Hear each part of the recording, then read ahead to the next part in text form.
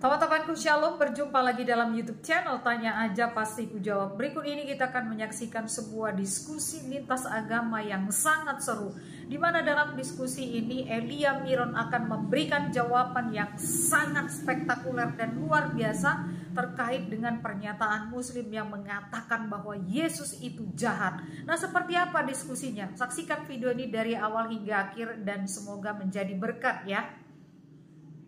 Begini Kak, kalau saya baca di sini, malah justru kejahatan Yesus inilah kejahatan yang sangat besar kepada orang Romawi. Karena apa? Dia adalah mengaku sebagai raja orang Yahudi. Maka di sinilah kejahatan yang terbesar. Makanya dia dianggap penjahat. Kenapa orang Kristen itu mendoktrin penjahat sebagai menebus dosa, Kak? Kalau di sini saya baca, jika kamu orang Yahudi, inilah raja orang Yahudi. Kalau dibaca di ayat sampai ayat 43, Kak ya. 23, 32 sampai 43 itu ya. Jadi yang serius di sini adalah dia mengaku orang raja Yahudi sampai dia dimahkotai duri di kepalanya begitu. Kalau saya amati, justru Yesus inilah penjahat yang sesungguhnya kepada orang Romawi sehingga dia disalib gitu. Kenapa didoktrin menebus dosa sementara duanya tidak menebus dosa? Terus saya amati ya, tidak ada di dalam Alkitab bahwa orang yang dituduh kamu bersalah makanya dengan perbuatanmu. Saya baca semua Alkitab, tidak ada kesalahan. Di mana kesalahan dua orang ini sebagai penjahat? Kok tiba ditulis di situ sebagai penjahat? Begitu. Ya, silakan saudara. Iya kan, mereka mengakui mereka berdosa. Kita layak dihukum menerima ini semua, tapi dia tidak.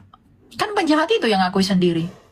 Lalu kalau kamu bilang bahwa Yesus ketika mengaku sebagai raja orang Yahudi, kemudian dia menjadi berdosa di situ.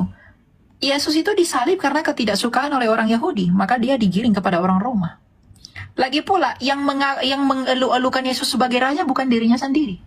Ketika Minggu Palma, ketika dia naik keledai, siapa yang berseru, Hosana bagi anak Daud, diberkatilah dia dalam nama Tuhan, inilah raja kita. Dalam Markus 11, itu siapa? Orang Yahudi sendiri kan?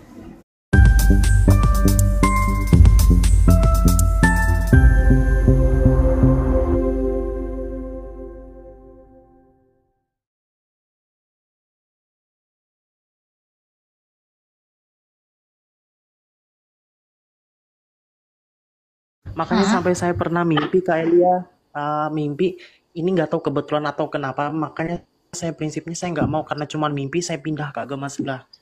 Terus saat saya mimpi lagi yang kayak gitu, saya pindah-pindah, saya nggak mau, saya mau bener-bener tulus gitu loh, setia gitu loh sama apa yang saya cari kayak gitu. Karena saya tuh pernah mimpi, saya nggak tahu, cuman yang saya bisa sebut itu nama Tuhan kalian, saya nggak tahu kenapa saya bisa bilang kayak gitu. Nah, terus saya coba teringat salah satu ayat kalian di Alkitab. Siapakah Tuhanmu? Gini. Pokoknya saya sebut nama Tuhan Yesus. Entah kenapa itu saya langsung saya mimpi itu 3 kali. Nah, terus saya tanya nih sama apologet kalian, teman kamu, Kak Elia, Kak Agatha. Tapi Kak Agatha bilang, jangan cuma karena mimpi kamu masuk agama kita. Jangan macam-macam kayak gitu. Ya. Tapi saya setuju. Karena saya pengen cari tahu kebenaran agama saya juga. Setelah saya cari kebenaran tentang agama saya, ternyata kebanyakan banyak yang ya itu tadi. Dan Ya, bisa suami bisa gitulah. Ya, saran saya, betul kata Agatha. Saran saya, kamu pelajari kembali agamamu. Ya, bagaimana dengan hati nuranimu? Bagaimana dengan ajaranmu? Kamu pelajari aja. Bandingkan dengan ajaran Yesus. Yesus itu adalah jalan Itu dia. dan kebenaran. Nah, makanya Jadi kalau kamu makanya Kak Elia, saya nggak mau masuk karena saya cuman mimpi doang gitu. Contoh hal misalkan saya masuk Kristen, tiba-tiba saya mimpi Islam, tiba-tiba saya pindah ke Islam. Terus di mana ini saya loh kayak gitu. Makanya saya benar-benar pengen cari tahu kebenarannya dulu kayak gimana. Setelah saya matang dan memang saya benar-benar fix, saya pengen masuk Kristen. Ini bukan rencana, tapi ini memang fix. Tapi saya bingung, Kristen kan banyak alirannya. Ada yang Protestan, Katolik, Ortodoks, kayak gitu. itu tidak jadi masalah. Aliran di kami itu tidak jadi masalah yang besar, karena perbedaan aliran itu hanya karena perbedaan sekunder. Tapi yang pertama, meskipun kami punya aliran, ada Ortodoks, ada Protestan, ada Katolik, Tuhan kami dan dasar keselamatan kami itu sama dan satu. Jadi Tuhan orang Katolik, orang Protestan, orang Ortodoks itu sama. Keselamatan itu di Protestan, Ortodoks, Katolik itu sama. Hanya saja caranya menyembah, mengekspresikan penyembahan itu dan lain sebagainya itu ada perbedaan. Gitu. Yang penting adalah kamu mengenali dan di dalam Kristus dulu. Kalau kamu tidak di dalam Dia, kamu tidak akan bisa berbuat apa-apa. Karena itu tadi yang saya bilang tadi, kamu harus mencari Tuhan yang benar agar kamu bisa memperoleh hidup. Dan kamu ingin memperoleh hidup, datanglah kepada Dia yang telah hidup. Ngapain kamu mencari hidup kepada yang masih mati? Ngapain kamu mendambakan hidup dari Dia yang belum bisa berbuat apa-apa, yang bahkan dirinya sendiri pun masih didoakan, tidak bisa berbuat apa-apa untuk kita. Jadi saya mengatakan ini kepada kamu bukan atas nama toleransi, tapi saya mengatakan ini sama kamu atas nama kebenarannya Kristus. Mungkin sekarang kamu masih sukar mengerti, tapi kalau kamu cari tahu dengan rendah hati, kamu belajar terus, kamu berdoa sama Tuhan. Tuhan yang benar, tunjukkanlah dirimu kepadaku dan tuntunlah aku kepadamu. Saya yakin kamu akan datang kepada Kristus. Kalau hatimu tulus ingin mencari Allah yang benar, kalau hatimu tulus ingin bersatu dengan Allah, kalau hatimu tulus. Bahkan Kak, oke.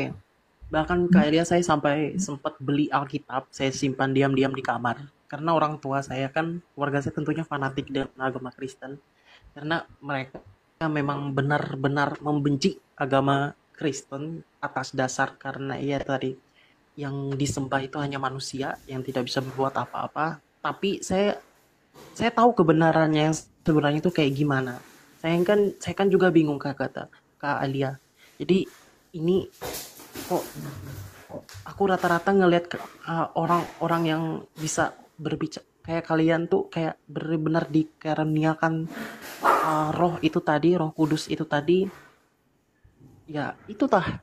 Aku pengen pelajari tentang kasih itu tadi, cuman aku masih benar-benar cari tahu kebenaran dulu. Kalau kamu mau belajar kasih, datanglah kepada yang mengasihi, yang mengorbankan dirinya. Bukan yang mengajarkan membunuh orang lain yang tidak bersalah hanya karena tidak seagama dengan dia. Bukan yang mengajarkan mengambil orang lain. Jadi kalau kamu mau belajar kasih, datanglah kepada Yesus yang mengasihi. Bukan yang katanya mengasihi, tapi tindakannya sungguh mengenaskan. Yesus nggak pernah bunuh orang. Yesus nggak pernah sakiti orang. Bahkan dia bilang apa? Kasihilah musuhmu. Nggak ada hukum yang lebih besar. Tidak ada keraguan kalau kamu mau memperoleh kasih. Tidak ada keraguan kalau kamu mau belajar kasih. Datang kepada Yesus. Karena dia sudah membuktikan itu dalam sejarah dunia. Gitu. Simpel sih Kak, kasih itu kayak gimana? Iya, simpel sih Kak, kasih itu kayak gimana. Cuman kalau mempraktekannya itu bakal sulit banget. Apalagi kalau ngikutin Yesus itu memang kita harus siap-siap mikul salib kayak gitu. Pertama yang saya cari tahu ya, siap mengikuti Yesus itu tadi berarti harus siap memikul salib juga kayak gitu. Karena kita atau kalian itu tadi harus bisa menanggung dosa. Aku nggak ngerti nanggung dosa atau memikul salib itu kayak gimana maksudnya. Cuman aku paham maksud memikul salib itu bagaimana, karena disitulah iman kita dilihat gitu. Tapi kita tetap diselamatkan karena nama Kristus. Kamu tekun, kamu berdoa, biar Tuhan yang membantu kamu. Karena Yesus Kristus itu memihak orang yang tulus mencari Dia. Jadi kalau kamu memang sungguh-sungguh rindu mengenali Dia, ya kamu berdoa aja. Gitu, ya. Tapi saya masih bisa nggak, Elia bisa masuk pindah ajaran kayak gitu, tapi walaupun saya masih tahap-tahap belajar, tapi bisa masih ada keselamatan kayak gitu. Kamu kalau mau diselamatkan, kamu harus sungguh-sungguh percaya. Kalau kamu masih suam-suam kuku, Tuhan Yesus bilang aku akan memuntahkan kamu. Jadi kamu harus hitam atau putih, itu doang. Nggak ada abu-abu. Mengikuti Yesus tuh nggak ada abu-abu. Jadi memang setelah ikut Yesus, kamu akan dihadapkan dengan banyak penderitaan. Tapi nggak apa-apa.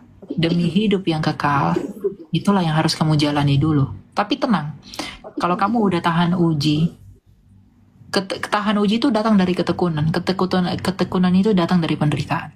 Kalau kamu menderita lalu kamu tekun. Kalau kamu tekun, kamu tahan uji, Tuhan akan pulihkan kamu. Seperti Tuhan memulihkan aku. Itu Oke, aja sih. kembali ke masalah tulus atau benar-benar percaya. Tapi di sini sih kalau dibilang baik atau tulus sih, saya sanggup. Cuman di sini coba Kakak Elia bayangin, kita di ajaran tapi kita bingung. Ini Tuhan, kayak kita tuh masih ragu dengan ajaran kita sendiri. Tapi ragunya kenapa gitu loh. Setelah aku cari terus, ternyata makin kesini kok ini kok aneh gitu loh. Anehnya tuh dalam hal kayak setiap apa yang diajarkan Ustadz ke kita itu kok kebanyakan kayak cerita narasi-narasi yang di luar Al-Quran semua kayak gitu loh. Kayak cerita 72 bidadari atau kayak gimana. Di surga emang masih ada hawa nafsu atau kayak gimana. Sedangkan aku bandingkan dengan surganya kalian ibarat kata sangat berbeda jauh kayak gitu. Tidak ada kemurniannya sama sekali. Sedangkan bisa di poligami atau bagaimana. Ini ajaran di Islam sebenarnya atau kayak gimana kayak gitu loh Kak Elia.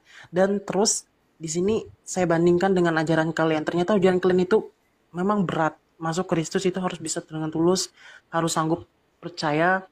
Karena kan yang dipikul itu adalah salib itu tadi.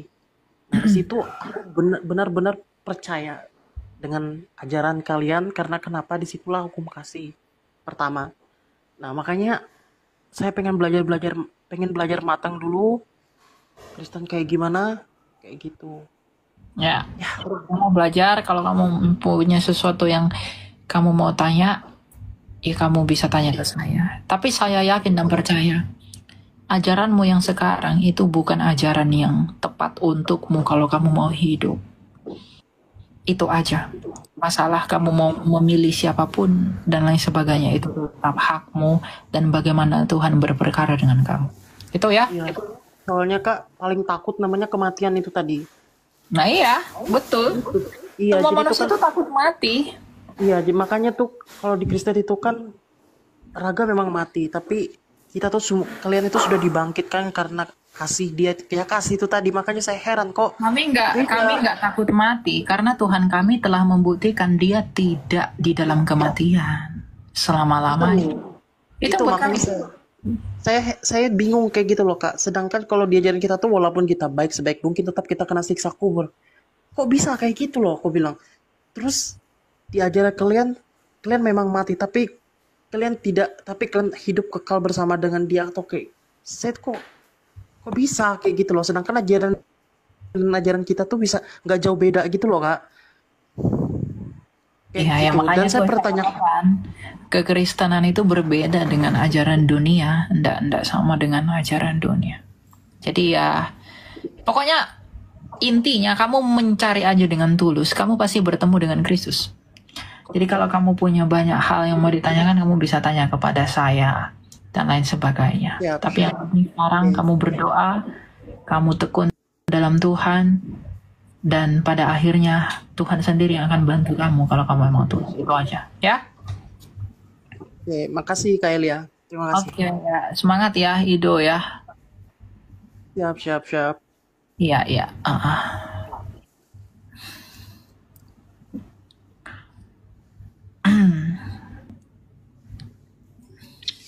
Silakan Halim. Iya, selamat malam Iya, Kak Elia. silakan Pak, mau tanya apa Pak? Iya Kak, saya ini ingin menanyakan Kak. Iya. Apa itu? Lukas 23 ayat 32.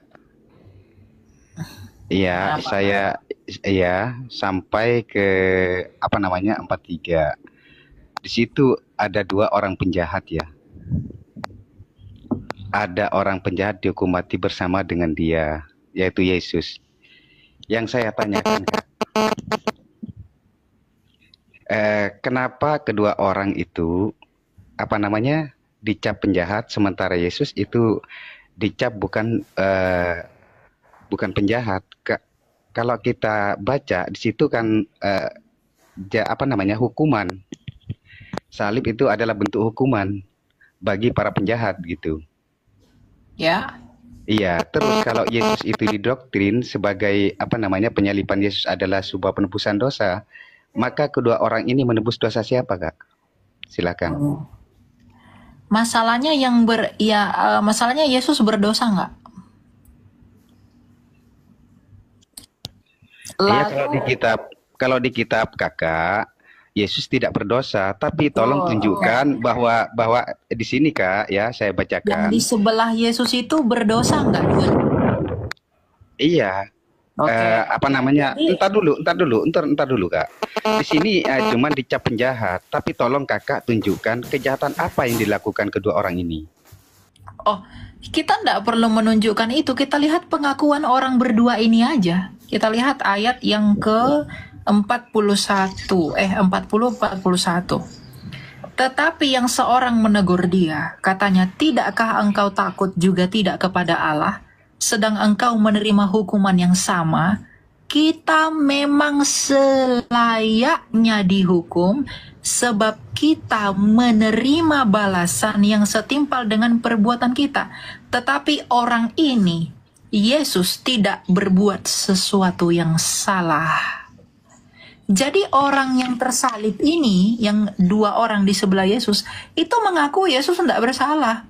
Jadi dia bilang ke temannya yang di sebelah kiri, kenapa kamu mengejek dia yang di tengah, mengapa kamu mengejek Yesus yang tersalib itu? Kita berdua tersalib, itu memang layak karena kita berbuat sesuatu yang jahat. Tapi dia yang di tengah-tengah ini, dia nggak berbuat salah loh. Nah, penebus manusia dari dosa hanyalah orang yang tidak bersalah. Masalahnya, yang dua itu mengaku sendiri bahwa mereka bersalah. Karena Oke. dosa, bentar dulu, dosa adalah hutang di hadapan Allah. Jadi orang yang bisa melunasi hutang hanyalah orang yang tidak punya hutang. Nah, kedua orang yang di sebelah kanan kiri Yesus mengakui bahwa mereka berdosa, artinya mereka berhutang. Maka mereka tidak bisa membayar utang orang lain sedangkan mereka sendiri berhutang. Nah, Yesus menurut kesaksian dua orang ini, dia tidak berbuat salah loh. Tapi dia, yang artinya dia tidak punya dosa, maka dia tidak punya hutang. Tapi dia tetap mati untuk membayarkan hutang-hutang mereka yang berdosa itu. Jadi mengapa yang dua ini tidak disebut Mesias? Mengapa yang dua ini tidak disebut Juru Selamat? Selain daripada mereka memang berdosa dan layak menerima itu, tapi yang berikutnya, mereka ini tidak menggenapi nubuatan para nabi. Yang dimaksudkan oleh Yesaya itu, Yesaya bilang apa? Nanti Mesias itu akan diletakkan di antara dua orang penjahat dalam Yesaya 53. Yang diletakkan di antara dua orang penjahat siapa? Yesus kan? Kalau di sebelah kiri dan kanan, enggak di tengah dong. Sedangkan Yesaya bilang apa? Hamba Tuhan yang menderita itu, 750 tahun ke depan, hamba Tuhan yang akan datang itu, Mesias yang akan datang itu, akan menderita di antara dua orang penjahat. Yesus di tengah-tengah, bukan kanan dan kiri. Jadi kenapa bukan di kanan dan kiri? Karena bukan mereka yang dimaksud Yesaya. Yang Yesaya bilang yang di tengah-tengah loh manusia, bukan yang di kanan kiri. Itu yang kedua. Yang berikutnya, Mika mengatakan dia lahirnya di kandang domba. Yang di kanan kiri lahirnya di mana? Ada yang tahu, bukan di kandang domba. Lalu Allah kepada Adam dan Hawa bilang apa? Nanti Mesias itu yang akan datang itu keturunan perempuan. Nah, yang keturunan perempuan siapa? Tanpa perkawinan laki-laki dan perempuan. Yesus kan, yang di tengah-tengah. Lalu yang paling uniknya Daud dalam Mazmur 22. 1000 tahun sebelum penyalipan Daud bilang apa? Nanti Mesias yang akan datang itu, ketika tangan dan kakinya tersalib, dia akan berseru, Eli, Eli lama sabachthani. Yang berseru Eli, Eli lama sabachthani Yesus atau salah satu di antara kedua orang ini, kanan kiri? Hanya Yesus kan? Jadi ya memang dialah Mesias itu. Selain memang daripada ia yang dijanjikan, tapi dia juga yang tidak berhutang. Bukan menurut pengakuan Yesus sendiri loh, tapi menurut kedua orang ini yang tersalib. Karena dia mengakui di Lukas 23 ayat 40 dan 41 tadi. Gitu ya. Tanggapi sedikit boleh, Kak? Oke, begini, Kak. Di sini tertulis ya, Kak ya, Makanya saya sangat penasaran gitu. Kenapa cuman Yesus yang didoktrin sebagai penebus dosa manusia gitu, sedangkan Tadi dua kan orang saya tidak udah gitu. jawab, Iya iya, ya karena ntar dulu Kak. memang yang Ntar dulu Kak. pertama, kamu belajar mendengar.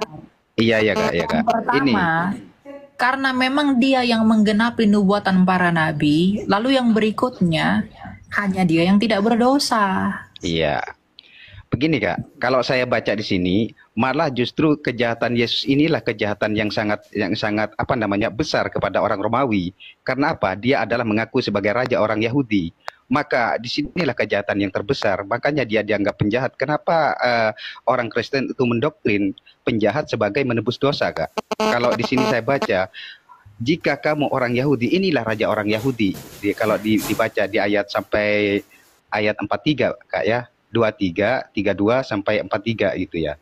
Jadi yang serius di sini adalah dia mengaku orang raja Yahudi sampai dia dimahkotai duri di kepalanya begitu.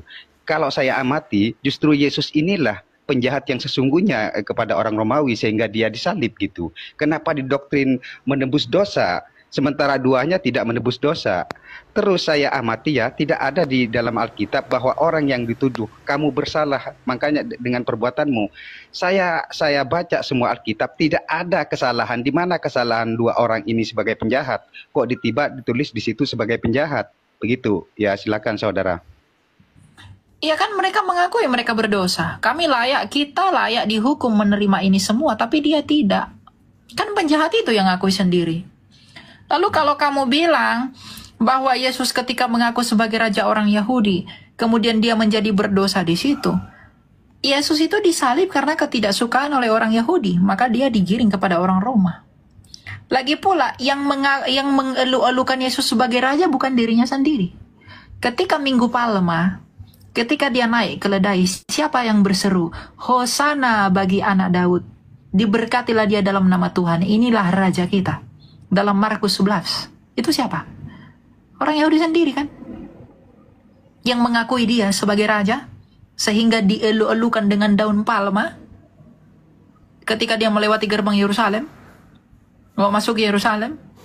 Jadi tidak Yesus yang ngaku-ngaku, orang yang mengangkat dia sebagai raja. Bahkan ketika orang ingin membuat dia sebagai Mesias pada waktu itu, seperti Mesias yang diinginkan oleh Israel, Tuhan Yesus menghilang begitu aja. Karena dia memang bukan Mesias seperti yang dianggap di dunia. Dia Mesias itu untuk penebus manusia dari dosa. Jadi konsepnya, Yesus penebus manusia dari dosa.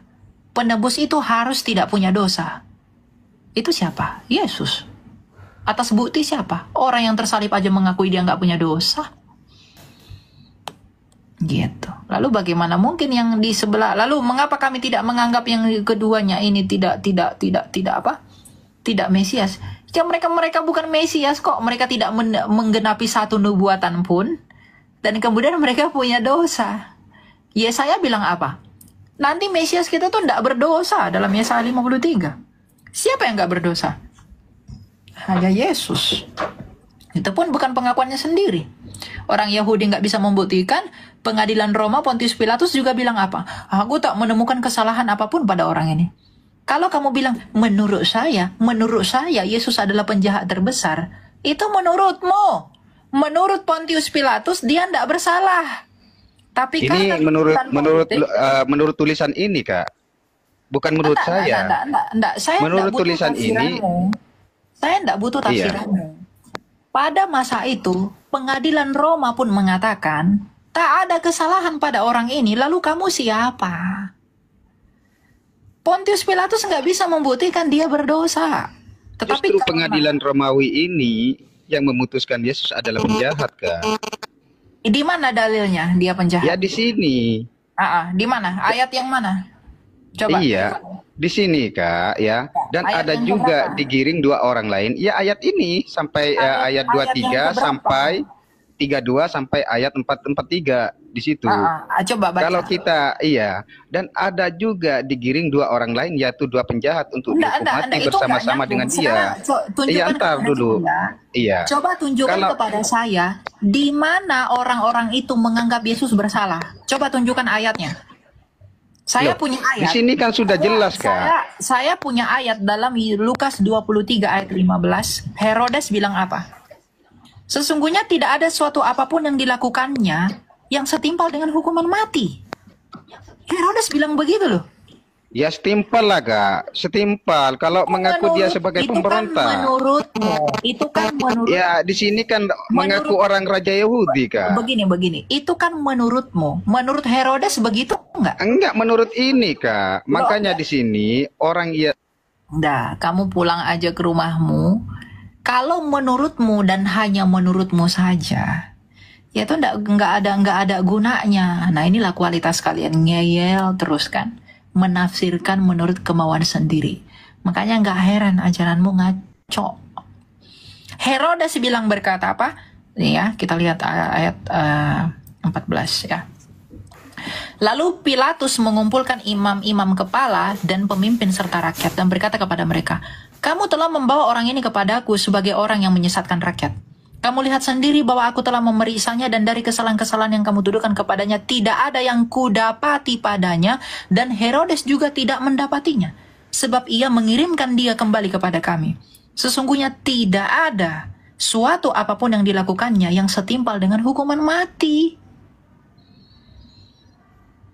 Itu pengakuan Pilatus, pengakuan Herodes yang mengatakan Yesus tidak bersalah. Lalu kamu bilang apa? Dia bersalah. Emang kamu siapa? Pengadilan Roma aja nggak bisa membuktikan dia bersalah. Tapi karena politik pada masa itu, untuk mencegah perpecahan orang Yahudi, maka Pilatus mengikuti keinginan mahkamah agamanya Sanhedrin orang Yahudi untuk menyalibkan Yesus. Gitu loh.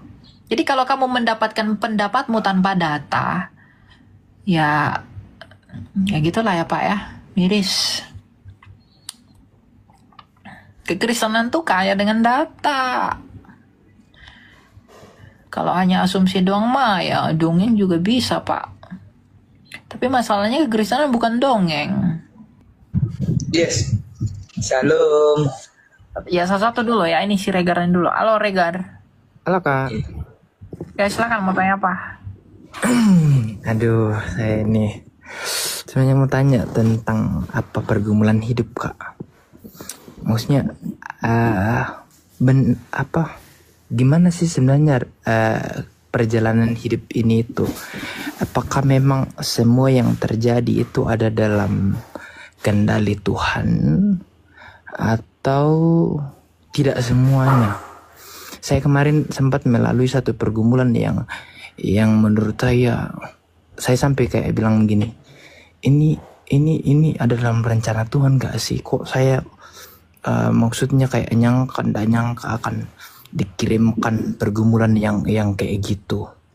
Nah, maksudnya itu yang kutanyakan Kak, kira-kira itu ada dalam kendali Tuhan gak sih? Atau memang hanya sebagai alat untuk digunakan menguji kita gitu?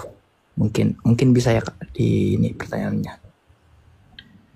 Iya, jawabannya yang udah ada yang kamu bilang tadi, itu adalah alat yang Tuhan izinkan untuk menguji kita. Menguji iman kita benar-benar sejati atau tidak. Sama seperti Ayub yang imannya itu diuji, di mana Tuhan mengizinkan pencobaan, mengizinkan penderitaan terjadi dalam hidupnya. Untuk menimbulkan apa? Ketekunan dan juga tahan uji bagi iman. Jadi kamu ya harus tahu bahwa Tuhan memang kadang mengizinkan penderitaan itu untuk memaksudkan kebaikan kita, yaitu kemurnian iman yang kita miliki kepada Dia.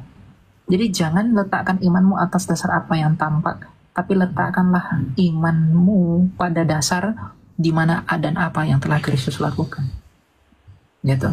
Jadi jikalau kamu marah karena sesuatu, jikalau kamu galau karena pasanganmu, jikalau kamu kecewa karena kamu belum berhasil, atau kamu malas-malasan karena kamu belum melihat tanda, kamu marah-marah, kamu emosi karena hidupmu berantakan dan lain sebagainya, dan lain-lain lah begitu. Lalu apakah artinya Yesus yang tersalib itu buatmu? Apakah manfaat dan efeknya Dia untukmu? Jadi kamu jangan menghabiskan perhatian pada pergumulanmu, tapi habiskanlah perhatianmu pada Kristus yang tulus mencintaimu. Karena kadang yang membuat kamu menderita adalah dirimu sendiri. Kamu fokus kepada apa yang buruk, di dalam hidupmu, tapi kamu melupakan apa yang baik yang didatangkan dari kasih karunia Tuhan. Jadi tidak ada alasan manusia untuk tidak bersyukur sekalipun ia bergumul.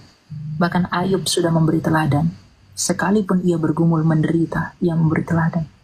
Jauh lebih tinggi daripada itu, Kristus Yesus sendiri yang adalah pemilik semesta ini, ketika datang ke dunia menjadi manusia, ia juga menderita oleh karena dosa kita. Tapi apakah ia bersungut-sungut kepada Bapaknya? Tidak. Dia tetap bersyukur dan rela taat kepada Bapaknya. Itu adalah teladan kita.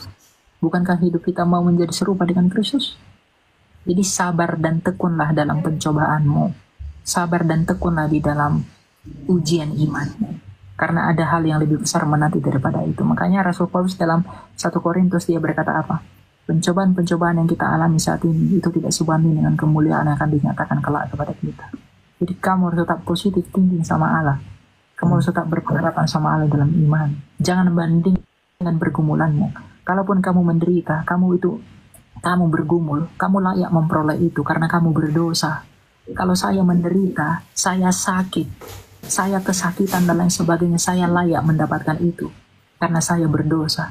Tapi Kristus tidak berdosa, tapi dia merasakan yang lebih parah daripada kita. Apakah menurutmu itu? Jadi jangan lihat orang di bawahmu, lihat kepada Yesus langsung. Agar kamu punya pengharapan, punya iman. Meskipun Kristus itu menderita, padahal ia tidak berdosa. Tapi pada akhirnya dia memperoleh kemuliaan sebagai Raja di atas segala raja. Milikilah iman atas dasar hal itu, bukan yang lain-lain. Ya? Keren Kak, terima kasih Kak. Oke. Silakan selamat malam. Selamat malam, Kak. Mau tanya apa? Saya mau bertanya, kenapa setiap kita ingin mendekatkan diri kepada Tuhan dan selalu ingin mencoba hal-hal yang bersangkutan dengan Tuhan, kita selalu mengalami percobaan, Kak? Iya. Manusia pasti mengalami pencobaan untuk memurnikan imannya. Tidak apa-apa. Kalau kamu mau punya emas yang murni, kamu membakarnya nggak dalam api. Baik, Kak, baik. Kalau kamu ingin punya barang yang bagus, kamu pasti bersihkan kan dengan baik. Iya, Nah, ketika kita mau sungguh-sungguh dekat dan mengikuti Tuhan, kita harus dibersihkan dan juga disucikan dengan baptisan api yang adalah penderitaan itu, agar kita murni. Gak apa-apa, kamu harus berbahagia sekalipun kamu menderita, karena itu cara Tuhan untuk memurnikan kamu. Berbahagialah di dalam Tuhan. Ya? Ya, terima kasih, Kak. Oke. Puji Tuhan, kita sudah bersama-sama menyaksikan diskusi lintas agama ini dan Elia Mirot sudah memberikan penjelasan yang sangat luar biasa.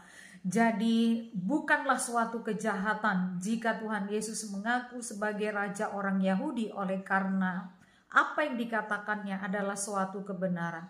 Sering sekali orang yang tidak percaya menganggap kebenaran itu ataupun pernyataan yang tegas dan jelas akan kebenaran itu sebagai suatu kejahatan oleh karena tidak mampunya orang-orang yang tidak percaya menerima kebenaran, menerima fakta ataupun kejujuran.